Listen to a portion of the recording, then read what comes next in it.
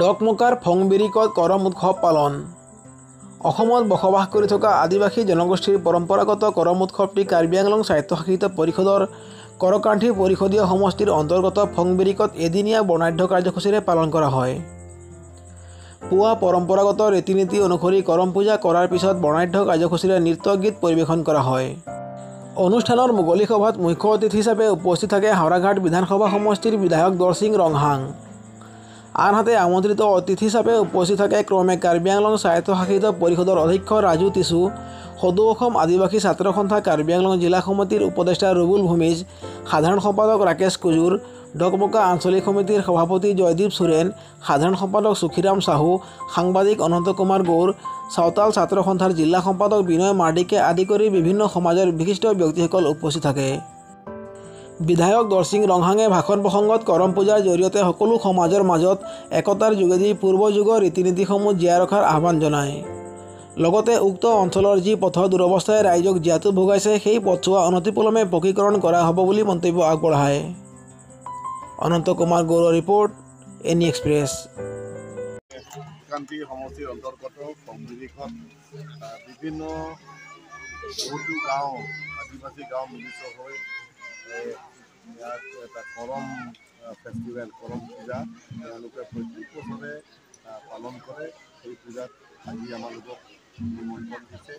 আমি এই নিমন্ত্ৰণত আমি উপস্থিত হৈছোঁ আৰু বহুত ভাল লাগিছে। ইয়াত অকল এখন গাঁও নহয়, ৪-৫খন গাঁও আৰু এটা এলেকা লৈ পেলাই তেওঁলোকে এই অনুষ্ঠানটো অনুষ্ঠিত কৰিছে আৰু তেওঁলোকৰ লগত আমি মত বিনিময় কৰিবলৈ পাওঁ।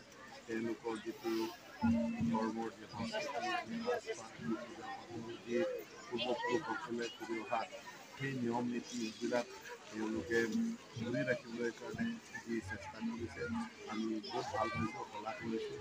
আমি আজিৰ দিনত এই হোৱা যুৱক যুৱতীসকলে এই কাৰ্যসূচীবোৰ দায়িত্ব ল'ব লাগিব। অকল আদিবাসী বুলি নহয়, বিভিন্ন জাতি জনজাতি সকলোৱে তেওঁলোকৰ নিজৰ ভাষা সংস্কৃতি সাজপাৰ ইত্যাদি আমি বিশ্ব দৰবাৰত এটা জাতি হিচাপে পৰিচিত হ'বলৈ হ'লে আমি উঠি অহা যুৱক যুৱতীসকলে শিক্ষিত যুৱক যুৱতীসকলে এই কামবিলাক আগবঢ়াই লৈছে।